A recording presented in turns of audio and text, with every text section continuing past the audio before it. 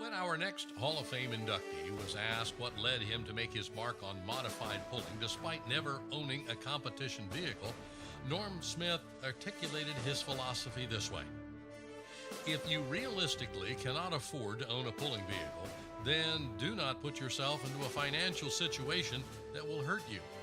He says, become involved otherwise. Involved is one way of describing what Norm became within the sport of tractor pulling in the decade of the 60s, the 70s, and the 80s. But dependable, versatile, and dominant are other ways. As Pulling Power magazine summarized in a feature article in 1982, Norm's one of those rare breed of people who seems to be able to get more out of other people's tractors than they can themselves. And so he did, slipping from seat to seat on his way to 74 NTPA class victories. Norm's introduction to tractor pulling was partly personal and partly business.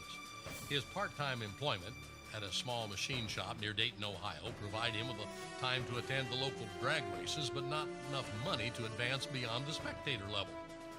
A school friend, Doris Pohl, introduced Norm to her fiance, a farmer from Ansonia, Ohio, who was interested in obtaining some specialized machine parts for a different kind of motorsport. Ron Bargy and Norm quickly struck a partnership in the modified that would compete in the 5,000, 7,000, 9,000 pound modified classes in 1966. The Judge featured a 409 cubic inch, 300 horsepower Chevrolet skillfully wedged into a cast iron Cockshutt 40 chassis and enveloped by the tractor's original sheet metal, now colored a bright orange to match the favored shade of its namesake muscle car. In an era that predated the mechanized weight transfer, Norm and Ron took turns at the dead weight sled, making 20-foot pulls. But Norm particularly liked the challenge presented by the light class, stating years later, "You never know what's going to happen in the 5 mod." Though the on-track excitement appealed to Norm, he took much more conservative approach to real life off the track. Now employed full-time as a tool and die maker at Toolcraft in Dayton, a business at which he would remain for over 40 years, and with the costs of remaining competitive growing too fast for his budget, RG had already doubled his stable with the addition of the jury. Norm informed Ron that he would have to bow out of the team for financial reasons.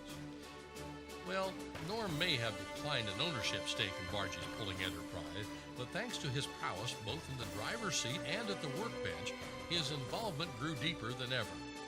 The Judge was about to switch to Allison power, and Norm helped to couple the new quad-carb power plant to the Massey Harris 55 transmission and rear end.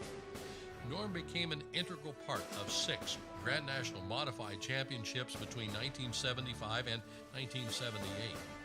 Norm won the 12,000-pound unlimited class at the Indy Super Bowl to begin 1977 and was voted the association's Modified Puller of the Year to end it. Norm's skill as a machinist would open other doors. When the Wilson family of nearby Greenville were ready to replace their V8-powered Cockshutt 40 with a new mod, their friend Ron had just the guys for the job. Judge partner Ron Bickle would do the welding, and Norm would do the machine work, which included the elimination of the Cockshutt's transmission housing. The Little American Modified with one single overhead cam 427 Ford Racing engine would become a stalwart on the NTPA circuit for much of the next decade in the 5 and 7 mod classes. And of course, Norm would occasionally drive when the Wilsons got busy with their livestock marketing business. In addition to being expertly designed and immaculately dressed in its patriotic color scheme, the Little American conveniently fit on the hauler with the other tractors. In that 1982 Pulling Power interview, Norm stressed that he drove for friends, not employers. But a slowdown one winter in his regular job did put Norm squarely into the pulling business in a certain shop in LaFontaine, Indiana. Norm went to work helping Ralph Banner keep up with demand for parts and old tractors. Once the pulling schedule resumed, of course, Norm got his chance to drive Dave and Ralph Banner's Orange and Wrangler Big Ben tractors when one or both of the 1999 Pulling Hall of Famers were absent or declined. As Norm told the puller, "The first time I drove those Banner supercharged motors, wow, what a thrill. Even starting that many engines is a thrill." And Norm wasn't done making friends and improving machines in the pulling world.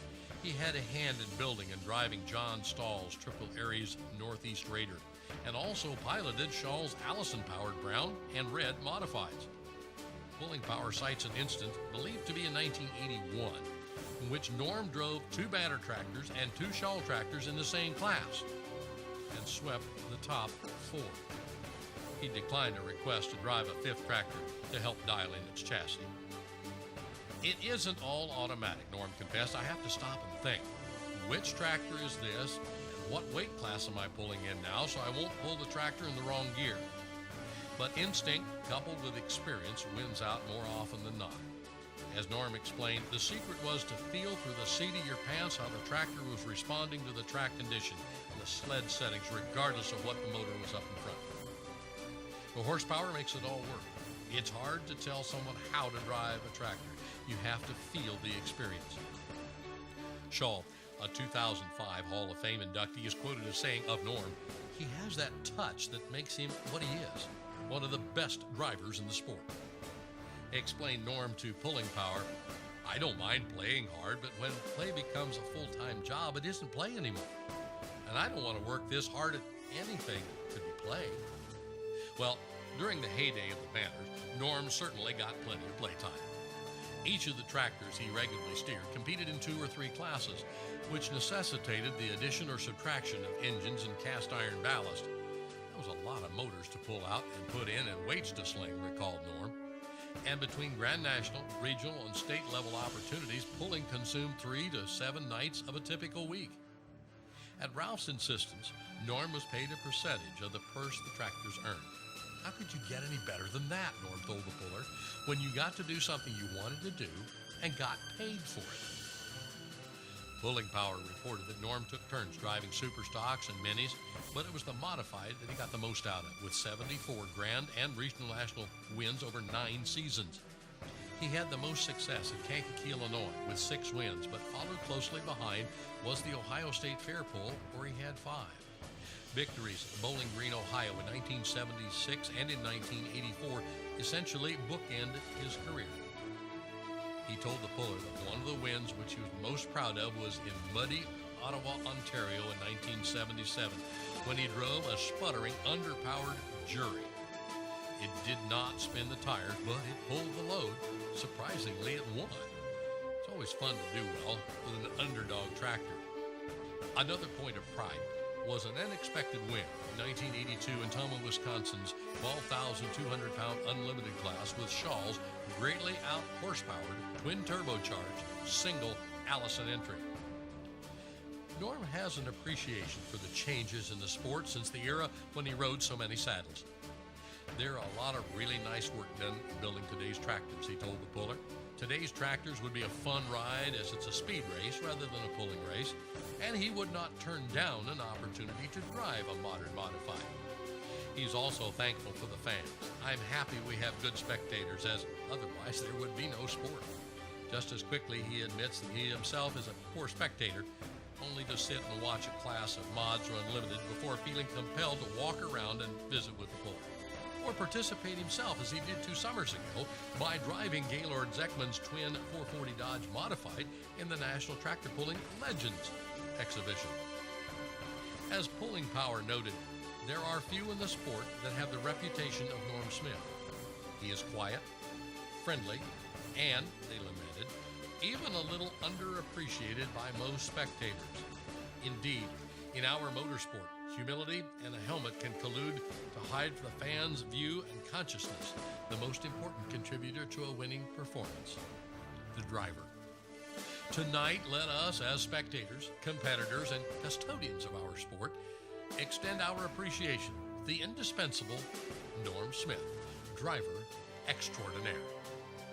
Ladies and gentlemen, please welcome to the stage Mr. Norm Smith, member of the 2015 NTPA Hall of Fame class.